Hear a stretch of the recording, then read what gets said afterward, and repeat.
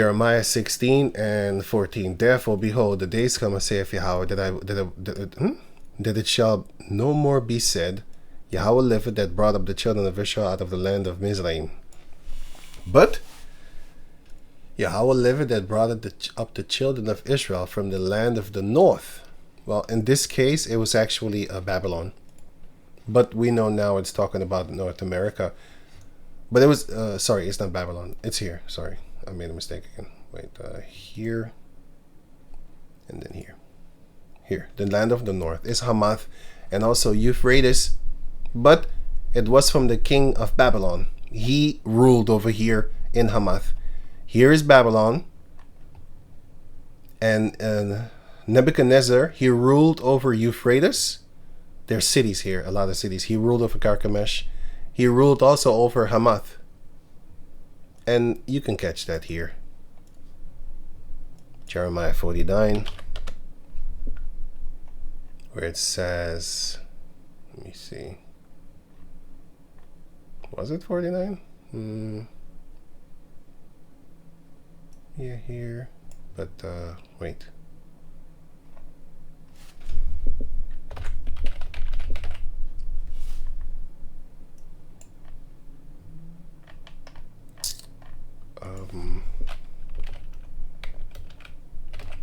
What was it? Jeremiah and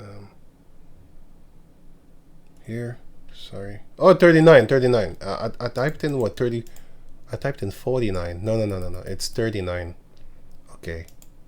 Yeah, here it goes. So, Jeremiah chapter 39, verse 5. But the Chaldeans' army pursued them and overtook Zedekiah in the plains of Jericho, which is in Benjamin. And when they had taken him, they brought him up to Nebuchadnezzar, because a sword came from the north. But anyway, let me read on. And when they had taken him, and by the way, Jericho is here.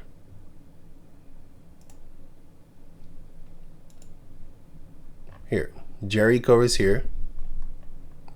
And I got another map for you then. Let me see. Which is here. Okay, so here is Jericho, right, in Benjamin. And then up here, you know, above here, but the map stops. But yeah, above there is, I think I have it actually. Wait, let me see. Oh yeah, here. Okay, cool. Here you have Hamath. And then here you have, of course, Jericho here. So he fled to there, but they caught him and they brought him up to the north. Let me read on. But the Chaldeans' army pursued them and overtook Zedekiah in the plains of Jericho, because he was running. And when they had taken him, they brought him up to Nebuchadnezzar, the king of Babylon, in Riblah in the land of Hamath, where he gave judgment upon him, because he was ruling over there too, because he was actually called King of Kings, and Artaxerxes also was called King of Kings.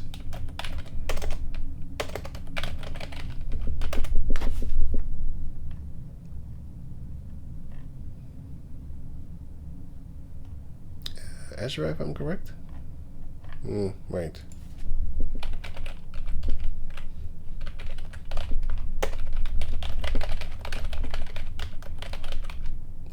King of Kings, let me see. Oh man, Nebuchadnezzar. Nebu.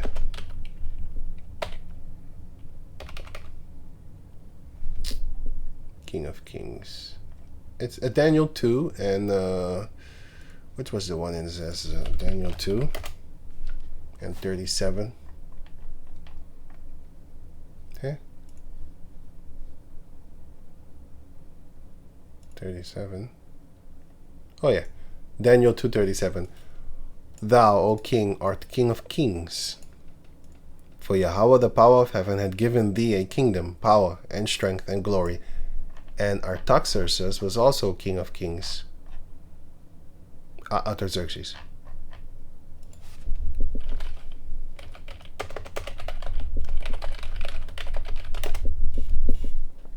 I think that was in Ezra. Yeah.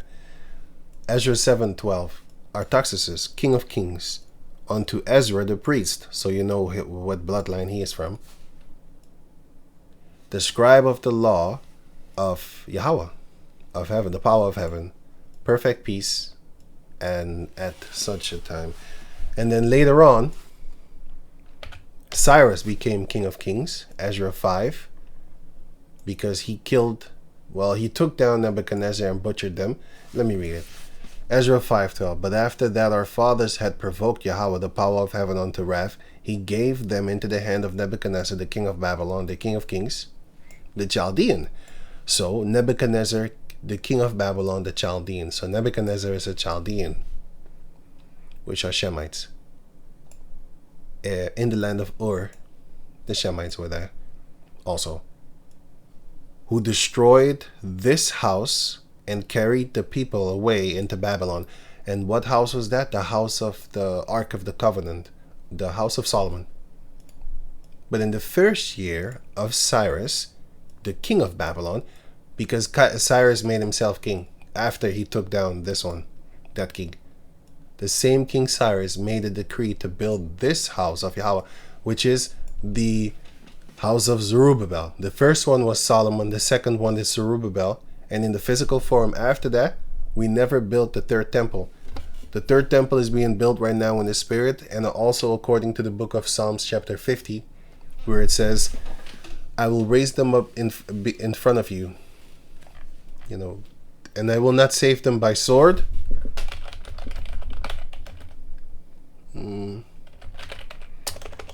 Not save them by sword nor battle, if I'm correct. Yeah, Hosea 1:7. But I will have mercy upon the house of Judah, and will save them by Yahweh their power, and will not save them by bow, nor by sword, nor by battle, by horsemen, nor by horses, nor by horsemen. He's going to save us with this word. Because the Israelites are that we ain't going to war fighting and stuff like that. We have these scriptures within our hands, and we're telling you that a fight is going to come. So that's funny. But we're not going out there fighting. I'm not going out there fighting. You can defend yourself. That's another thing. But Lord willing, that won't even be needed. Sorry. Okay. Let me finish this off. Right. Okay. So Jeremiah 16:16. But Yahweh liveth, that brought up the children of Israel from the land of the north, and from all the lands whither he had driven them. This already happened, but it's going to happen again. And will bring them again into their land that I gave unto their fathers. This already happened, like in Babylon, for example. 70 years we were in slavery, and then the Lord brought us back. And then he gathered all the slaves to come back to the land, and then we built the temple of Zerubbabel. But the Lord is going to do it again. Because this is a prophecy, and it happened, but it's going to happen again in all might, especially this one. Because people are not going to talk about the deliverance from Mizraim anymore, from Egypt. They're going to talk about the deliverance from America, and of course the rest of the across the world that the Israelites are scattered up in. Verse 16. Behold, I will send for many fishes, saith Yahweh, and they shall fish them. And after will I send for many hunters, and they shall hunt them from every mountain and from every hill, out of the holes of the rocks, So this is basically Ezekiel chapter 9. What is going to happen? The fishers are the men that come with the Bible to fish the Israelites back into the fold as sheep. But yeah, we're fishers of men. And then they're going to be hunters. First the fishers will come, and they will tell you about Yahweh Ba'ashem Yahushai, that you need to turn to Yahweh again. And after those fishers went by, those hunters will come. But in this case, the fishers are going to turn into hunters. But in the Ezekiel 9, it was the leaders, the righteous leaders that listened to the Lord. They went and destroyed the leaders that were supposed to be, but weren't. They were telling lies. They were, doing things that they shouldn't be doing as leaders of the law. They weren't doing that. Okay, so let me go on. So I wrote, Lord willing, I will have to explain. No disrespect, but let me see. Lord willing, I'll have to explain more so that even no disrespect here, but so that even a dummy could get it. And if you don't get it, then maybe it isn't meant for you to get it. But for you to get it, okay? Matthew 13, verse 9 until 15. The point is in 15 where it explicitly said, shows, I should say. I wrote, actually. I do not want them to understand. Well, let me just read it. Which is Matthew chapter 13. Verse 9 until 22, actually, did I put it there too?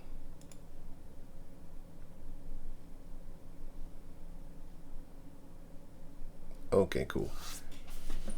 Matthew 13 and 9. Who had ears to hear, let him hear. And the disciples came and said unto him, Why speakest thou unto them in parables?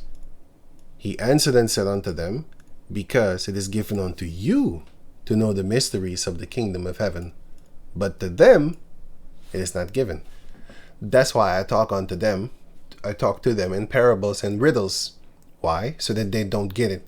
I don't want them to get it. For whosoever hath, to him shall be given, and he shall have more abundance. If you have just a little bit of faith, the Most High is going to give you more because you believe. And he's going to show you things wherewith you will believe even more. Just like with Yahushua, he did not show the miracles around among the people because he said, let me see. No. Because he said, where was it again? Damn it.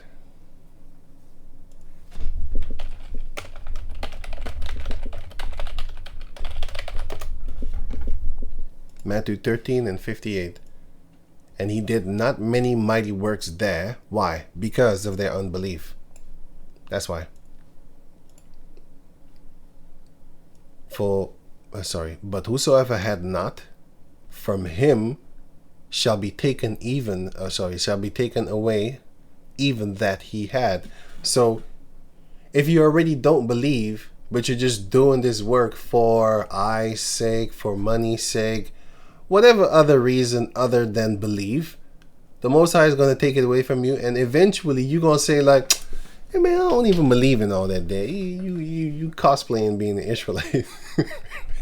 I had to reference his word. I had to reference somebody else their words. But yeah, you have a lot of people like that, but he's just one of the bigger ones, and he's recently, so yeah. You're not going to believe anymore because the Most High is going to take that little belief that you had. He's going to take it away because you didn't believe in the first place. He saw it within you and he was like, yeah, come here. Get out of his body. And the spirit just left. And now you don't believe 100%. You know, verse 13. Therefore speak I to them in parables. Why? Because they seeing see not, and hearing they hear not, neither do they understand. And in them is fulfilled the prophecy of Isaiah, the book of Isaiah 6 and 9, which saith, By hearing ye shall hear, and shall not understand, and seeing ye shall see, and shall not perceive. And that's mentioned here. Oh yeah, here's the part about the house was filled with smoke. And also here's the part where they couldn't breathe. They couldn't breathe. Here they couldn't breathe. So that the priest could not stand to minister by reason of the cloud in the house. Why? For the glory of Yahweh had filled the house of the Lord. So this was inside. It's not talking about the spaceship. It's talking about the smoke that came from the incense when they burned it. But the Heavenly Father multiplied that smoke because he loved what they were doing, so he showed affection. And they nearly died. It's not that they died, man, but they couldn't breathe, man. If you stay there, you're going to die, man. You can't breathe. You're going to die. But that's how the Most High showed his loving affection toward the singers, which were the Levites. All of them. where the singers are Levites. You can see that here. Right. So going back to over here. So Isaiah chapter 6 verse 9. And he said, Go and tell this people, hear ye indeed, but understand not, and see ye indeed, but perceive not. Make the heart of this people fat, so that they are stubborn. And make their ears heavy, so that they hear, but they ain't listening. And shut their eyes, lest they see with their eyes, and hear with their ears, so make their ears heavy, so that they can't hear. And make their eyes basically blind, so that they can't see with their mind, while seeing with their eyes in the physical form. Just like when Yahushua, he woke up Lazarus, and they saw it. Because one of the men that saw it with his eyes, he came to the rest of the leaders, and he told them, like, hey, so when, hey, here.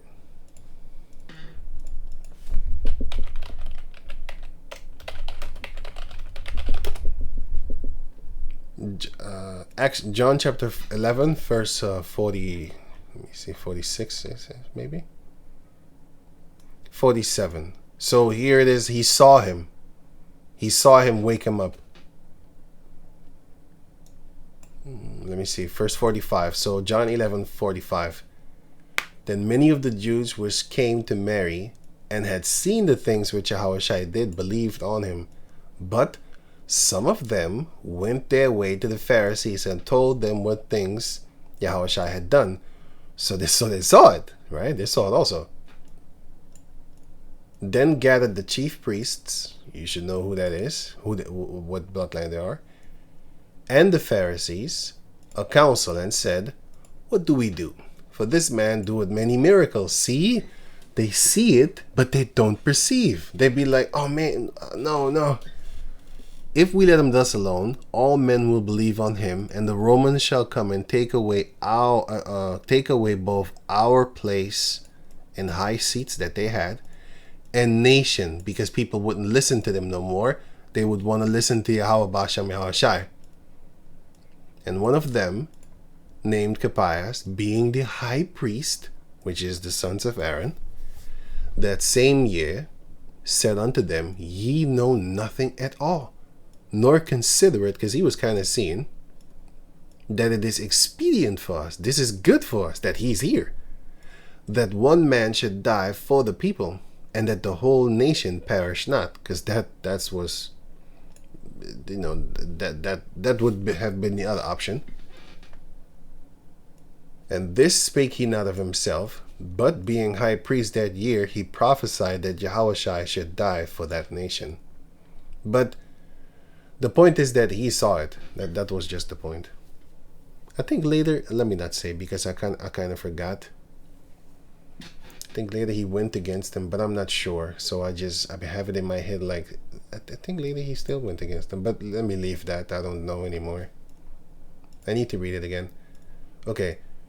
And shut their eyes. So what did the Heavenly Father tell Isaiah to do? Make the heart of this people fat, and make their ears heavy. The heart is basically your mind. And you see with your eyes. And shut their eyes, lest they see with their eyes, and hear with their ears, and understand with their heart, which is their mind, and convert and be healed. He didn't want that to happen, so he made your ears heavy, and he made your eyes blind, basically, Okay, so he did it on purpose. He stupefied them on purpose.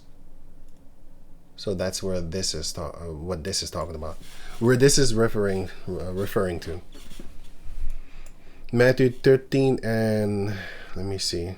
And shall not understand this, and seeing ye shall see, and shall not perceive. Matthew 13 and 15. Why?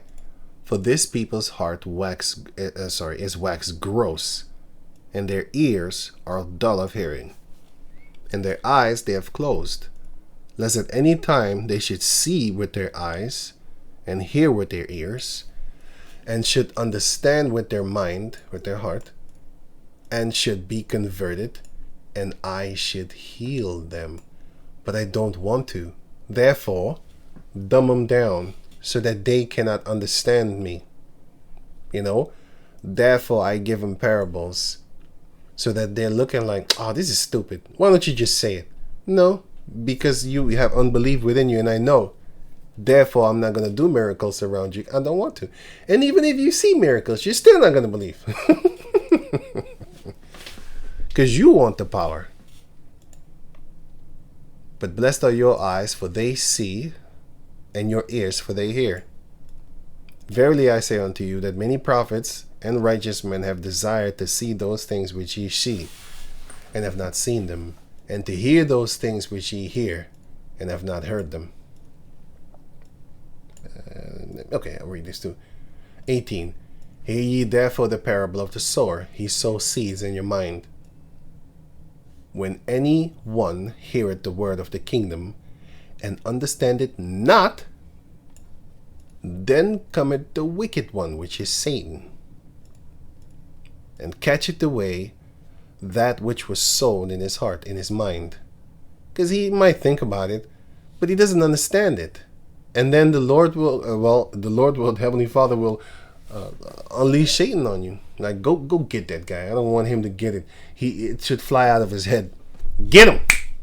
And then Satan will come and mess with you. He'll make you think things, man. I don't know what, but you're going to think some stuff. This is he which receiveth seed by the wayside. Satan got you. But he that receiveth the seed into stony places, the same is he that heareth the word, and anon with joy receiveth it. Yet he hath not root himself, but dureth for a while. For when tribulation, bad time, or persecution, also bad time, ariseth because of the word, by and by he is offended. Oh no, I had nothing to do with those guys, man. It wasn't me. It was them. Oh, they were the one. I was just hanging around, for the fishes. I was just there for the fishes and the bread. I wasn't really down with them, with their beliefs. They hate women, man. Stuff like that. He also that receiveth seed among the thorns is he that heareth the word, and the care of this world, and the deceitfulness of riches, choke the word. Because plants actually, especially thornish plants. Here.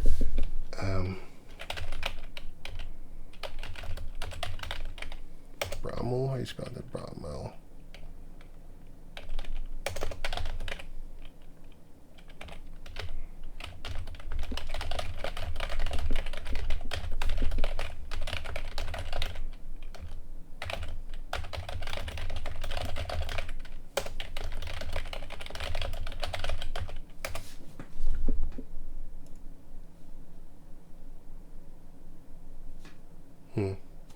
Thornish brambles, blackberry, are master competitors that can quickly turn a diverse garden or woodland into a... That's not what I'm looking for. Wait.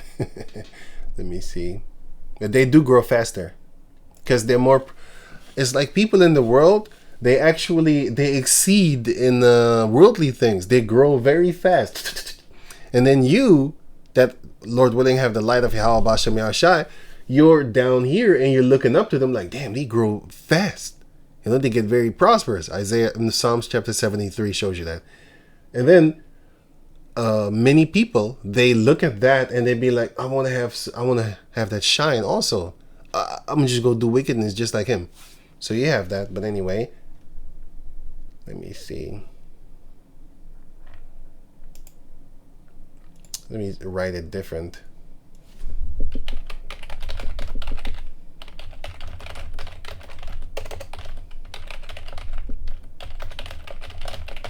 This one.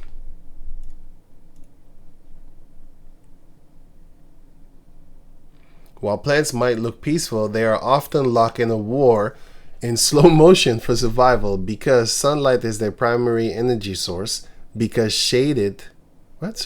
being shaded by a neighbor is a life or death threat. So what do these plants do? They're trying to outgrow one another, but The bramble plant, that's why I grabbed it, because I know about it. Because yeah, I live here, so I see the forest, and you see them, you see what they do here. Let me give you an example.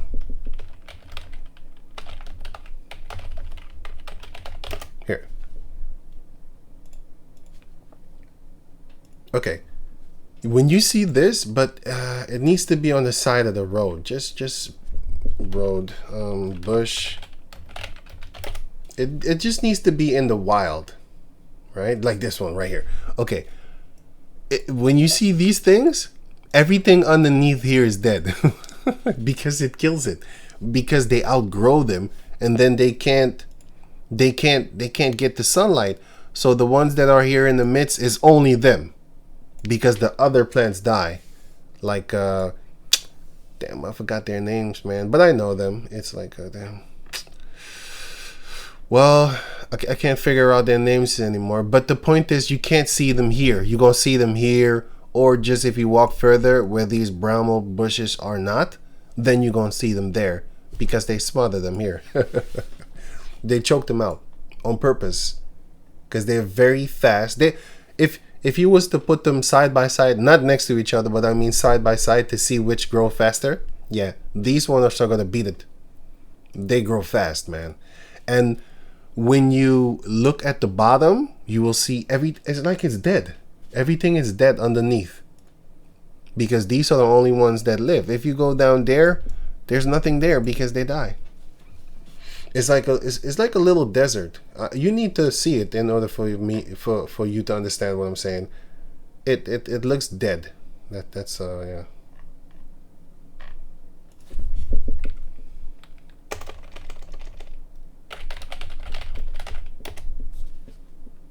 Underneath. Yeah. Here, for example, this is how it looks like underneath that, because nothing there lives, only they live. And yeah, it just looks like this. It looks dead, but above it looks better, you know, because they live like that. That's how they thrive, you know. Yeah, I think I need that. Let me see. Yeah, this. Look, this is how it looks. This is how it looks. But the top of it is green. It's very beautifully green. The bottom is like this. Therefore, all the other plants that live here, they die. They can't live, because they choked them out. Well, that's going to be you in the midst of them while believing in Yahweh B'Shem Yahushai. You're going to be a little plant over here that's going to turn into a big mustard plant thing. A tree. Damn it. Wow. Okay, cool. A mustard tree thing. You finna grow big, but you're starting small. And these people are going to choke you out, because they are very prosperous within this world, and they grow faster. They're naturally growing faster, because they are of this world and you are not. So you are not naturally going to grow faster, because you're not designed like that. They are. They're designed like that, and they will kill you. They'll smother you out so that you will get no shun. But if you believe in Yahweh B'Shem Yahushai, then you get the son of Yahweh and the moon of Yahweh, and not the son of the world and the moon of the world. But anyway, enough of this.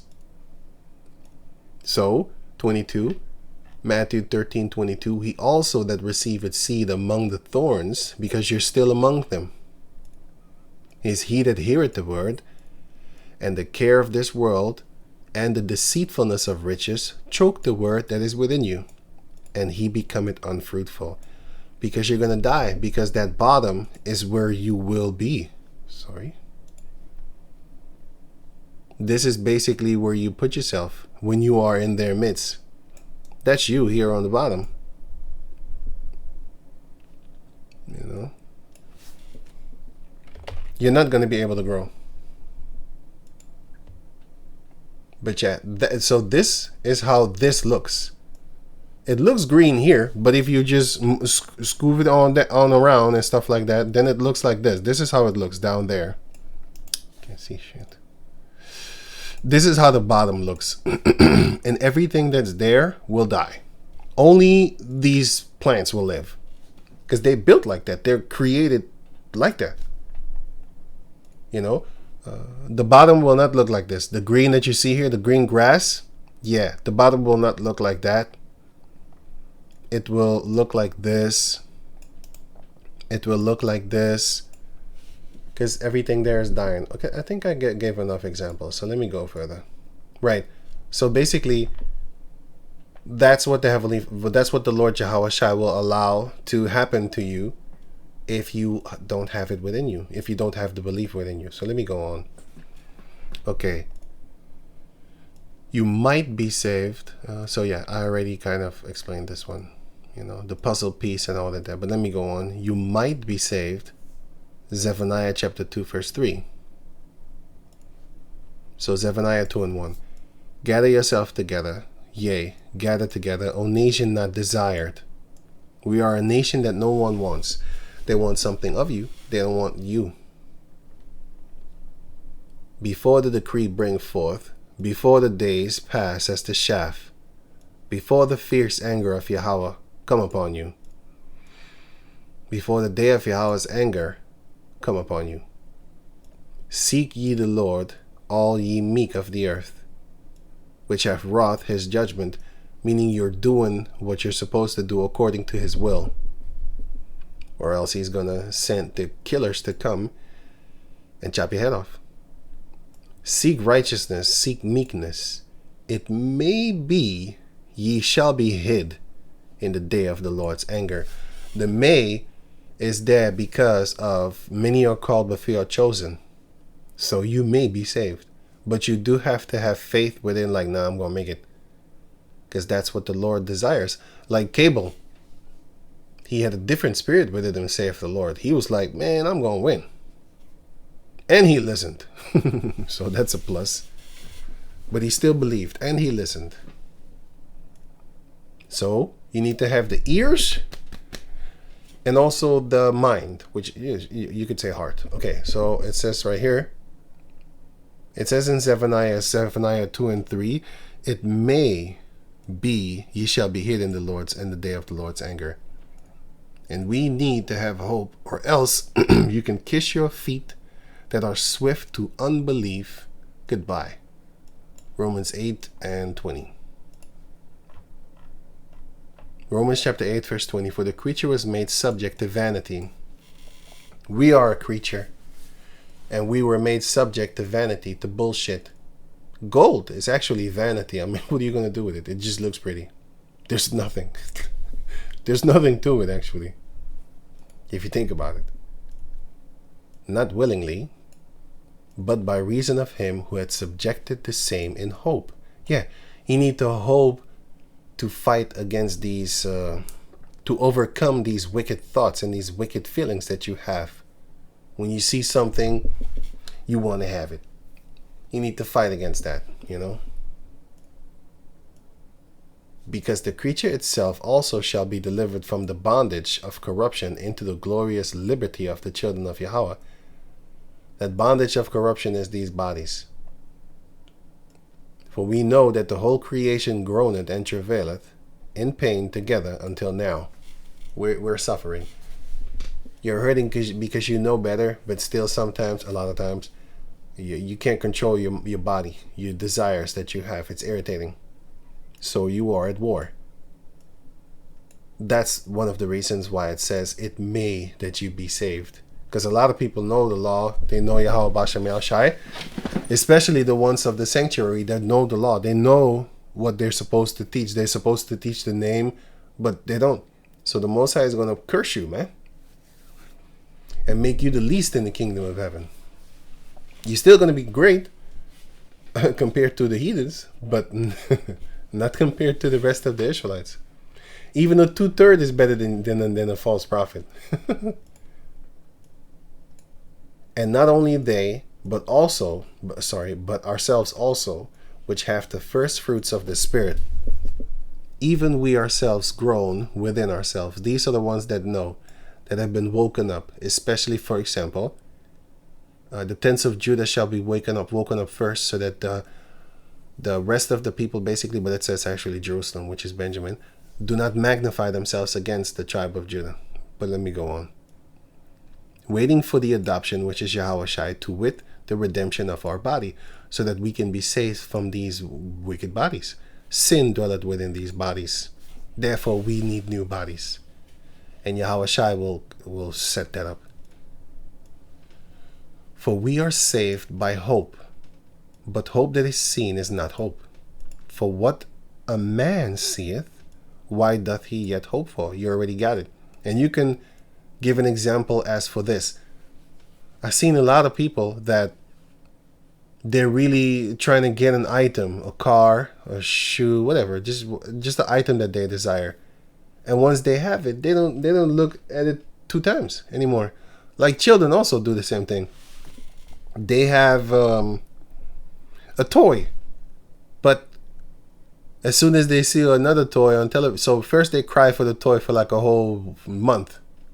And then when you give it to them, they play around with it for 2-3 times, and they see another toy, and then they want that. So they cry for that one. Because something that you have, a lot of times you don't desire it anymore. Not everybody has that. Some people are really satisfied if they get something, and then they're good. They don't have wandering eyes, you know? And yeah. So you need to hope for something, because if you have it already, then a lot of people, not everybody, they will still be unsatisfiable, and they will seek another thing, right? Okay, but the point is that we need to have hope. Verse 25. But if we hope for that we see not, then do we with patience wait for it. Right. Okay, but I'll go to 24. Okay, Romans 4:24. I already read that. Matthew 15:58. I already read that. For their unbelief. You might think, well, if I just... Okay, that's just talking. Basically, I was saying that because here it says, Matthew 13:58, it says, and he did not many mighty works there because of their unbelief. So you have stupid people, believe me, I met them. They would say stuff like, oh, so if I don't believe in him, then he can't do me anything, because it's all about belief, right? So if I don't believe that he comes to save me, he won't, because of my belief. So mind over matter. My mind will manifest that he cannot harm me. Believe me, man, stupid people are...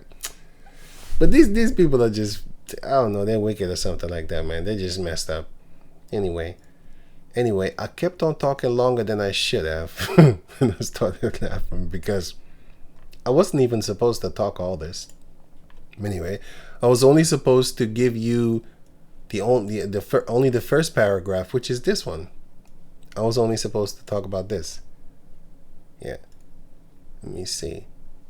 But then the second crept in about the Ezekiel 9 verse 6. And now I'm here. Hey, actually, when I type ha ha ha, I'm actually laughing, but when I read it, it looks weird. I normally don't read my own stuff. I'm not kidding you. You might think I am, but I'm not reading my own stuff.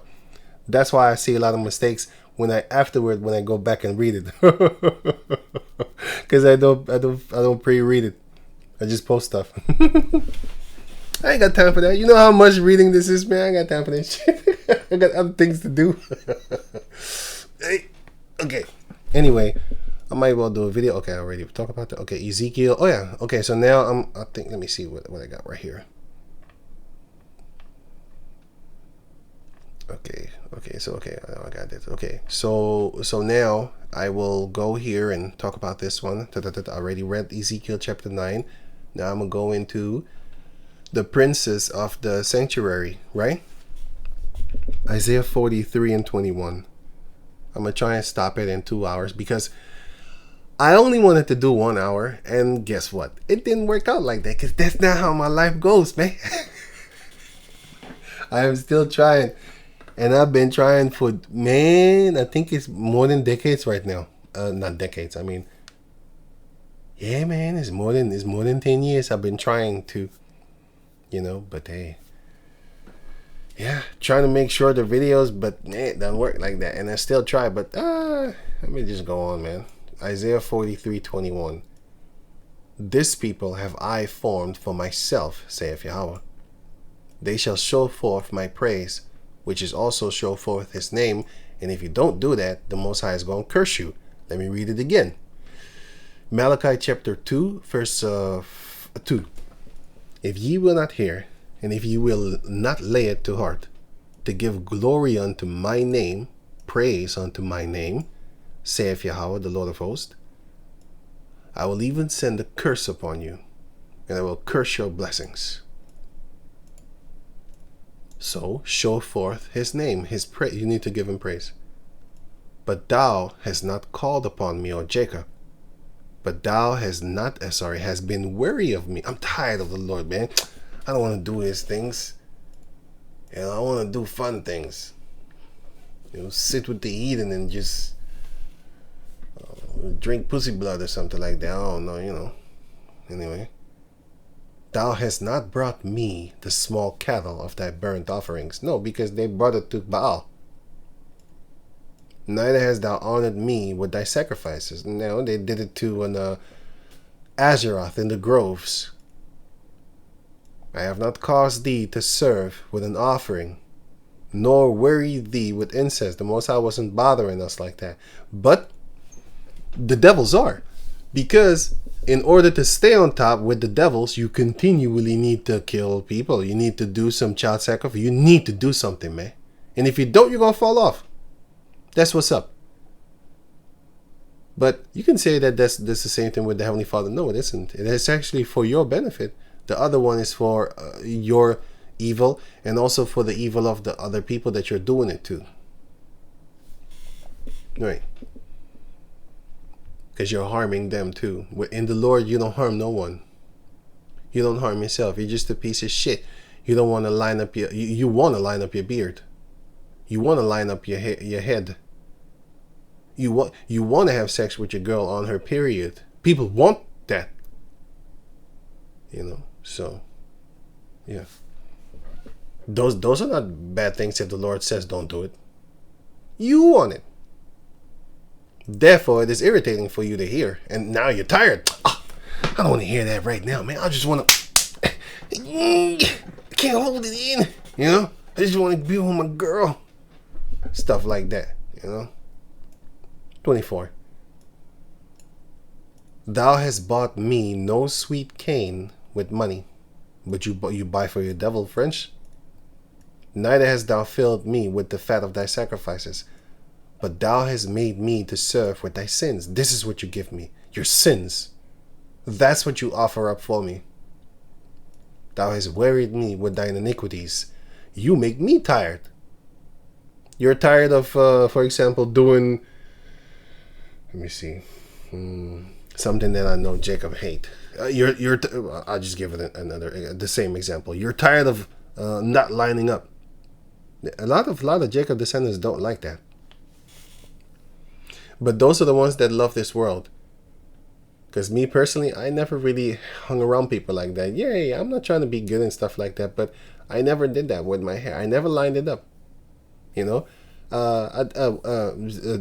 brother was a barber, so he was bitching and complaining. I allowed him a few times, but other than that, no. I never did that. It's weird, and I never had friends like that neither, because I don't know. I always stick to my own type of people. I always did that, so it's funny. But of course, I knew a few of them. But yeah, I didn't do that. I don't love to go to parties. I don't go to parties. Club and stuff like that. That's not my style. But anyway, even I, am he that blotteth out thy transgressions for mine own sake, and will not remember thy sins. Put me in remembrance. Let us plead together. Declare thou, that thou mayest be justified. Right. And you're not going to be, because we can't justify ourselves against the Heavenly Father. You're going to lose because you're wrong. You're always wrong. And he's always right. No, he is. Now, I'm not trying to be... He's always right. He's never wrong. He's never wrong. You're wrong. We're wrong. Always. Verse 27. Thy first fathers had sinned, and thy teachers have transgressed against me. Now, the first fathers, you can say Adam, yeah. But it's actually more here. These are our first fathers.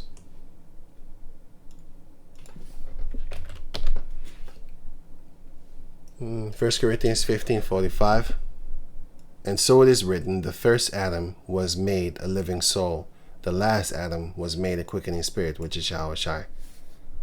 Romans 5:14. Nevertheless, death reigned from Adam to Moses, even over them that had not sinned after the similitude of Adam's transgression, who is the figure of him that was to come. Who's the figure of him that was to come? Yahushai. Because Adam lived almost a full day. But who is the figure of him to come? So, and who is the model of Adam? Yahushai. He's the one. He's the last Adam that was to come. And he will come in the mannerisms of Adam, but the first Adam, but he will be perfect, meaning he will have no sins. Adam had a sin. His woman, he listened to her.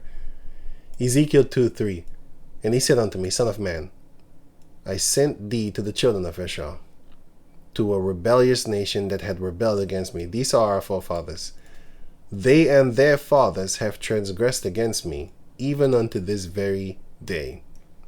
Ezekiel 16:2. Son of man, cause Jerusalem to know her abominations. And we followed, and our father, well, symbolically, we started to follow after other people. In this case, in Ezekiel 16, the Hittites and basically the Canaanites. They're just Canaanites. Hittites, Amorites, it's just Canaanites. Ezra 9:7. Since the days of our fathers have we been in a great trespass unto this day. What have we been in? Yeah. And for our iniquities have we, our kings, and our priests, been delivered into the hand of the kings of the lands, to the sword, to captivity, slavery, to be killed by the sword, and to the spoil, be robbed, continually robbed too, and to confusion of face, as it is this day. You have two types of confusion of faces. You have the one in the physical form. If you read the rest of the chapter, you will see in the beginning.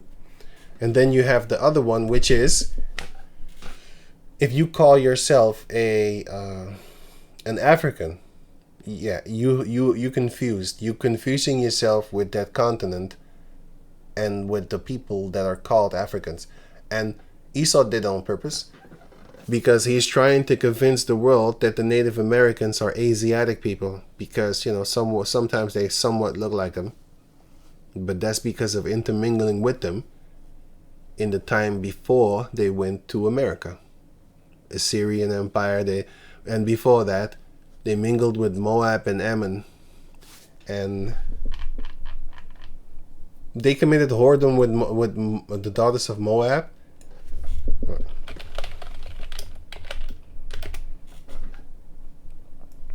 Numbers 25:1. And Israel abode in Shittim, and the people began to commit whoredom with the daughters of Moab. This whoredom is talking about their idol worshiping, but we were also messing around with the children of Moab, and we were messing around with the heathen nations. Ezra chapter 2. As I said, read the rest of it, then you will see. Wait, I think it's done. Yeah, okay, cool. Okay, so now going further to Isaiah 43 and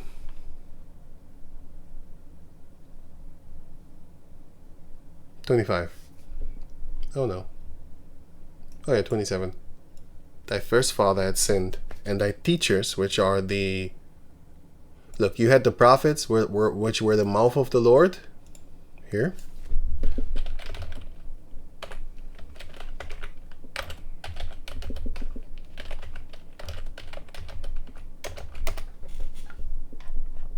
Hosea 12:10. 12:10. I have also spoken by the prophets. So that's how the Most High talked to us. And have multiplied visions and used similitudes, which is similarities, by the ministry, by the servitude of prophets. The prophets minister unto the Lord. They talk in His name. I wanted to say talk for Him, but yeah, that's kind of true too. Yeah. but they talk in his name, right? Hebrew 1:1, Yahweh, who at sundry times and in diverse manners spake in time past unto the fathers by the prophets. That's how he talked to you. Daniel 9:10, neither have we obeyed the voice of Yahweh our power to walk in his laws, which he set before us by his servants the prophets. So the prophets also came for the law, to teach the law. They also came to teach prophecies and stuff like that. And they came for warnings, what not to do and what to do, and all those type of things. But you also had Malachi 2:7, for the priest's lips should keep knowledge, and they should seek the law at his mouth. So the people also went to the prophets, the priests, in order to learn about the law and stuff like that.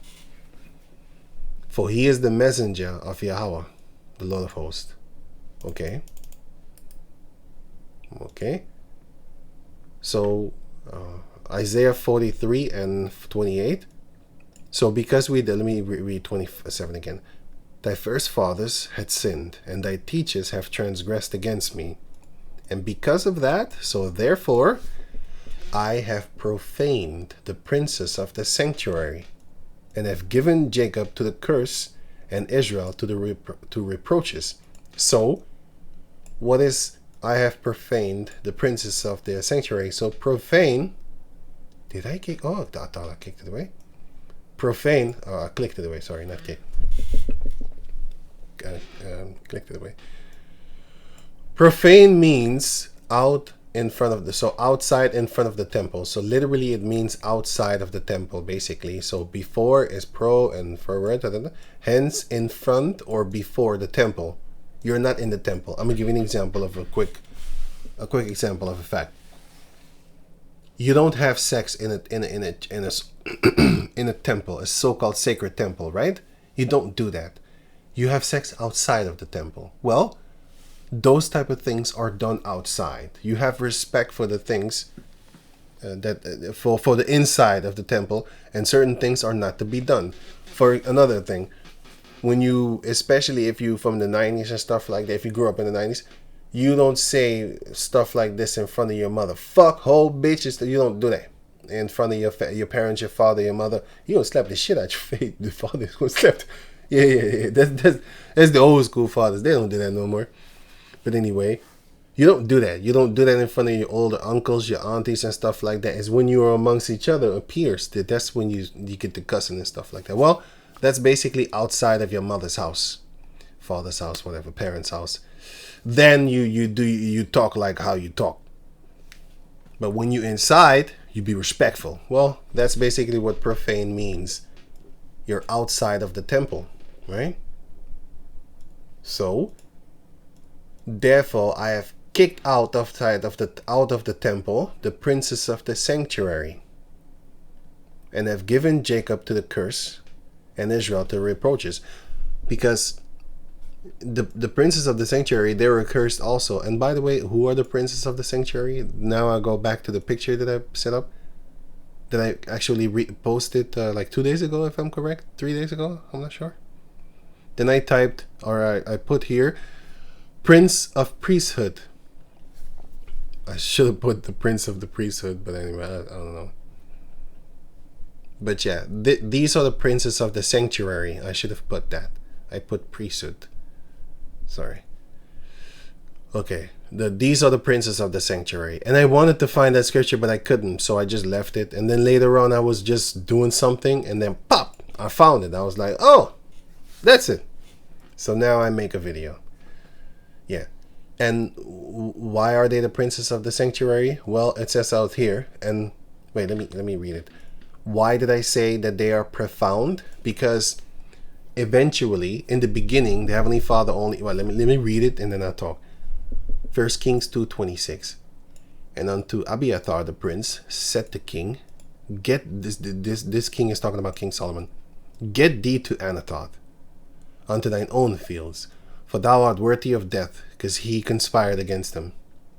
But I will not at this time put thee to death, because thou bearest the ark of Yahweh the power before my father.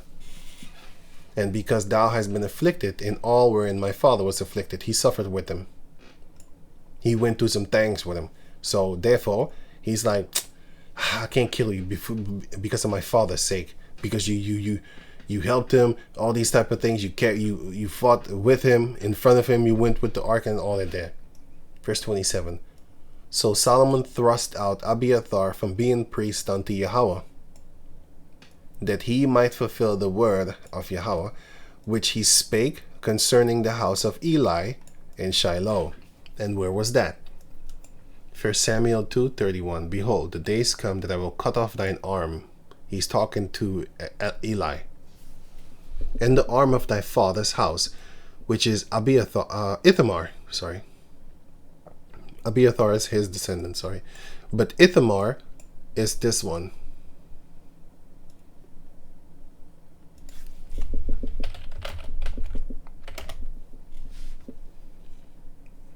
This one. I think it's here. Oh.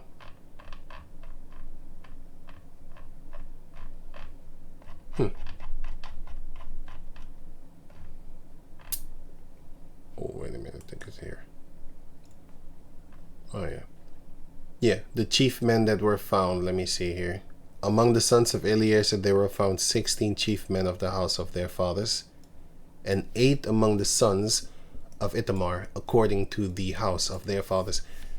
And Eli was from Ithamar. Right. Where was I?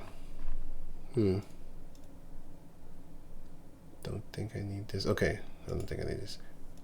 Right. So, 1 Samuel chapter 2, verse 32.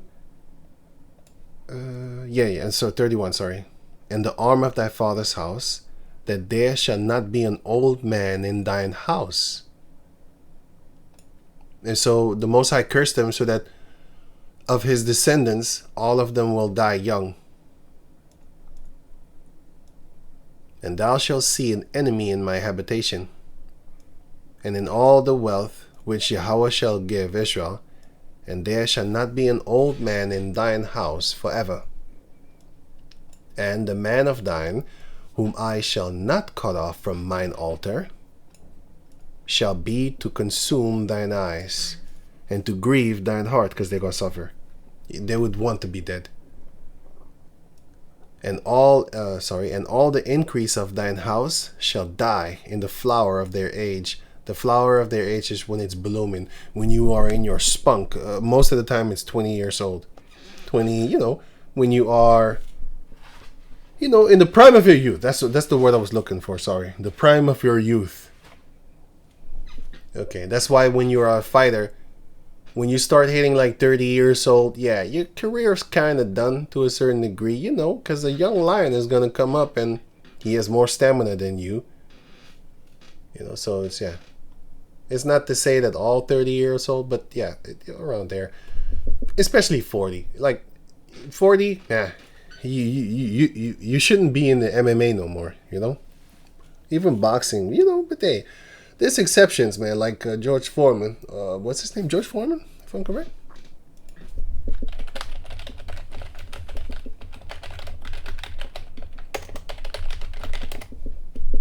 Yeah, George Foreman, yeah. And when I saw this, man, I was like, hey, the Yahweh Bahasham, Yahweh Shah. I really felt that one, man. I really felt that one. Like, wow, man, damn. Mosai was really with this guy, man. Hey, if he kept on fighting, he would have been greater. But I know the Mosai is beautiful, man. He cut that light off. He didn't cut his light off. He actually just put it in his mind, like, go do something else. He would have been too great, man. I see that. That's what I think in my. And now you could be like, what if that would. Yeah.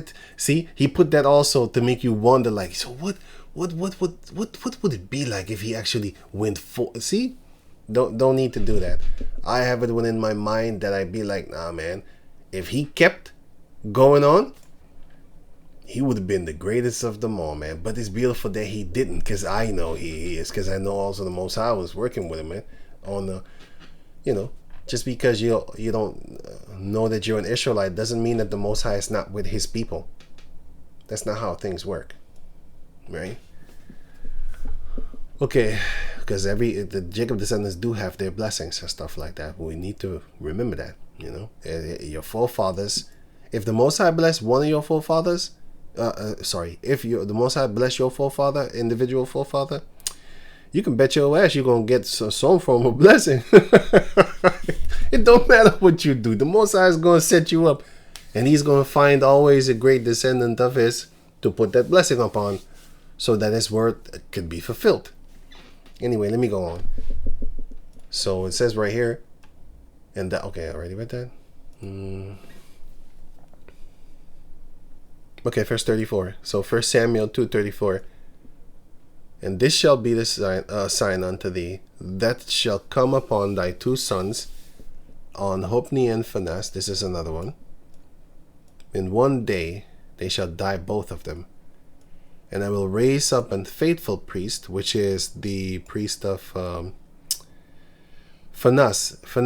It's another Phinehas. It's funny. It's another Phinehas in the book of Numbers 25, actually. Numbers 25 and 11. This Phinehas, the son of Eleazar, and Eli was the son of Ithamar. And he got the everlasting priesthood, and he was faithful unto Yahweh. Because it says, let me read it. Numbers, 25 and 10. And Yahweh spake unto Moses, saying, Phinehas, the son of Eleazar, the son of Aaron, the priest, had turned my wrath from the children of Israel, while he was zealous for my sake among them, that I consume not the children of Israel in my jealousy, because he already killed 24,000 of us. Wherefore say, behold, I give unto him my covenant of peace unto Phinehas, the son of Eleazar, and he shall have it 100%, and his seed after him, even the covenant of an everlasting priesthood. Why? Because he was zealous for his power, Yahweh, his power that he loved, and made an atonement for the children of Israel. Yeah, because he killed that woman. Even that was slain. Yeah, Phinehas killed her. And he killed that bitch ass nigga from Simeon. Well, I don't want to cuss the name out for the Simeonites, but I mean like an individual bitch ass nigga. But he caused 24,000 people to die, so fuck him. He died that day. He learned that day. You know? But anyway, following bitches. That's what you get.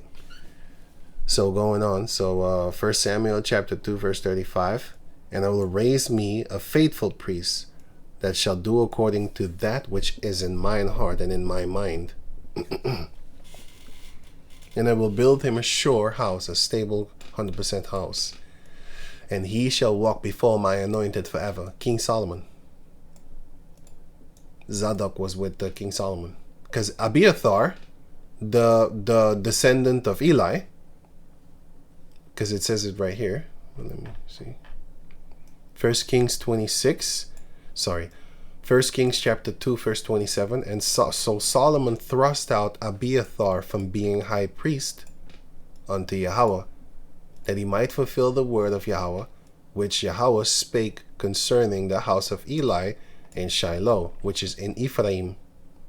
So, what does that show you? Abiathar is from the bloodline of Eli. And then the Heavenly Father put instead of him, he put instead the bloodline of Eliezer. Okay. So let me see here. Okay, let me see. Verse 36, so 1 Samuel 2:36. And it shall come to pass that every one that is left in thine house of Eli shall come and crouch. Now this is the whole point of me grabbing all this. 36. And it shall come to pass that every one that is left in thine house shall come and crouch to him. Crouch to who? Crouch to that faithful priest. Because they're both of the sons of Aaron. So they're going to come and, well, let me read it. Shall come and crouch to my everlasting faithful priest for a piece of silver, because the priests used to get money from the people as priests because them being priests. They used to get money and stuff like that. They got everything, food, everything. Okay, let me go on.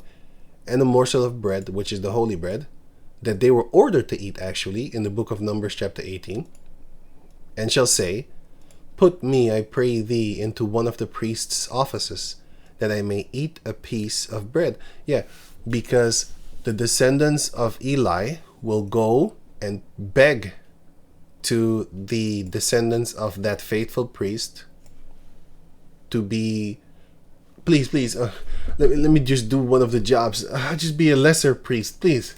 Just let me just eat, man. Just let me eat the holy meal. It looks delicious, you know. Yeah, so that happened. And let me see here. Here, I don't need to put this. This is the account of what happened when one of the priests of, so it says right here. So Dohag the Aram, he murdered all the descendants of Eli except one, because it says right here verse 20. So 1 Samuel 22 and 20. And one of the sons of Ahimelech, the son of Ahithub, named Abiathar, escaped and fled after David. And Abiathar showed David that Saul had slain Yahweh's priests. Those were the priests of Aaron, the bloodline, that he killed them all. And the Most High told them that I'm going to kill your descendants. And 70 of them died, if I'm correct. Where is it again? Oh, it says here 80. Let me see. And slew on that day fourscore persons, which is one score is 20, so it's 40, and then 5 is 58. 85, sorry. 85. So this is 80 and this is 5 that did wear a linen ephod, and only the descendants of how you call this? Wow. Aaron. Only the descendants of Aaron were allowed to wear this, because I think I read it to you already, that only they were allowed to wear the priest's outfit, the garment that was made for them, and no one else was allowed to wear it. Yeah, and this same Abiathar, he escaped, but later on, King Solomon, you know, he wanted to fight against King Solomon, and then that's a death sentence right there. But he was already preordained to be cursed, so yeah, he just yeah, he was doomed. He was already doomed.